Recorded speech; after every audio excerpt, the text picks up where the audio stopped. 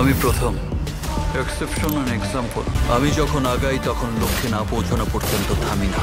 কোনো কথাবার্তা ছাড়া হঠাৎ করে অ্যানাউন্সমেন্ট করে দেওয়া হয়েছে যে এবছর রোজার ঈদে শাকিব খানের অন্তরাত্মা নামের একটি সিনেমা রিলিজ করা হবে এবং গতকালকে এই সিনেমার টিজার ট্রেলার গত কয়েক ঘন্টার ব্যবধানে ইউটিউবে পাবলিশ করে দেওয়া হয়। আচ্ছা, সো গাইস, আজকের ভিডিওতে টিজার ট্রেলারগুলো রিভিউ করব এবং সাথে জানাবো এই সিনেমার গল্প কি হবে, এই সিনেমা কি পারবে কিনা বরবাদ সহ একজাক সিনেমার সাথে ক্ল্যাশ করে জয়ী হতে। প্রথমে যদি এই সিনেমার গল্প নিয়ে কথা বলি, তাহলে এই সিনেমার গল্প হতে চলেছে প্রিয়তমার মতনই একটি প্রেমের গল্প। সিনেমাটায় শাকিব খানকে আমরা একজন পাওয়ারফুল এবং সফল বিজনেসম্যান হিসেবে দেখতে পারবো। তিনি কোনো এক কারণে গ্রামে আসে এবং গ্রামে আসার পর নায়িকাকে দেখতে পায় এবং প্রথম দেখাতে নায়িকাকে তার পছন্দ হয়ে যায়। এই সিনেমায় শাকিব খানের নাম হবে প্রথম এবং নায়িকার নাম হবে রূপকথা। শাকিব খান যেহেতু প্রভাবশালী একজন ব্যক্তি, তার শত্রুরা তার পরিবারের কেউ একজনকে দিন দুপুরে এসে মেরে ফেলবে, যার কারণে শাকিব খানের সাথে নায়িকার পরিবার বিয়ে দিতে কোনো অবস্থাতেই রাজি হয় না, কারণ তারা ভয়ে আছে যে ঘরে দিন দুপুরে মানুষকে মেরে ফেলা হচ্ছে সেখানে তার মেয়ে কিভাবে নিরাপদ থাকবে।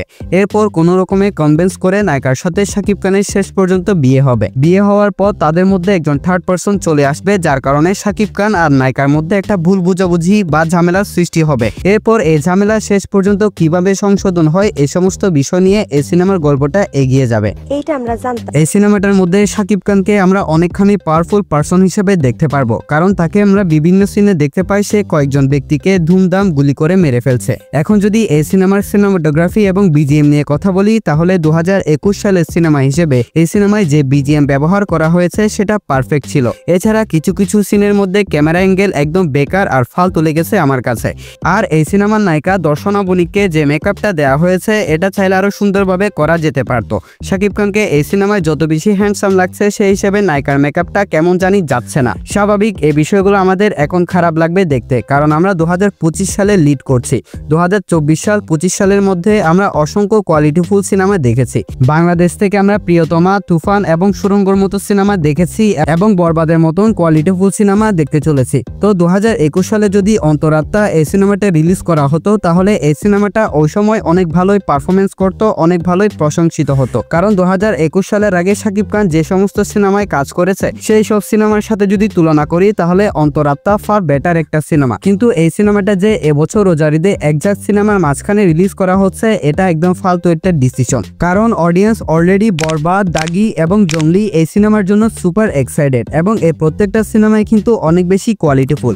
সেই হিসেবে অন্তরাত্মা অতখানি কোয়ালিটিফুল সিনেমা না এই যুগের জন্য, এই সময়ের জন্য। তবে সাকিবিয়ানদের সাপোর্ট এবং শাকিব খানের স্টারডমের কারণে এই সিনেমাটা মোটামুটি ভালো ব্যবসা করার ক্ষমতা রাখে। এটা যেহেতু ভালোবাসা কেন্দ্রিক একটি সিনেমা, তাই মেকার্সরা চাইলে এই সিনেমাটা ভ্যালেন্টাইনের দিন অথবা বছরের অন্য কোনো একটি ভালো সময়ে রিলিজ করতে পারতো। বছরের অন্য সময় যদি এই সিনেমাটা রিলিজ করা হতো, তাহলে এই সিনেমাটা শাকিব খানের ফ্যান্সদের জন্য একটা ট্রিট স্বরূপ হতো।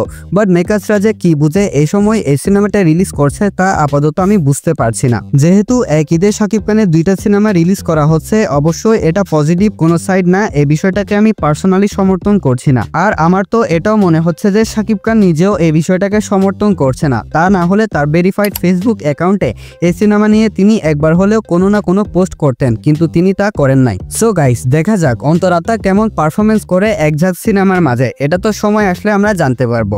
আর আপনি কি অন্তরাত্মা আগে দেখবেন নাকি বরবাদ আগে দেখবেন সেটা অবশ্যই কমেন্টে জানাতে ভুলবেন না। আর এই সিনেমা যে এরকম হুটহাট রিলিজ করা হচ্ছে, এই বিষয়টাকে কি আপনি সমর্থন করছেন? অবশ্যই আমাদের সাথে এটা শেয়ার করতে পারেন। আর হ্যাঁ, এই ভিডিওতে লাইক আর চ্যানেলটা যদি সাবস্ক্রাইব না করেন, বিশ্বাস করেন ভাই আপনি বিয়েই করতে পারবেন না। তাই চ্যানেলটা সাবস্ক্রাইব করে দিন।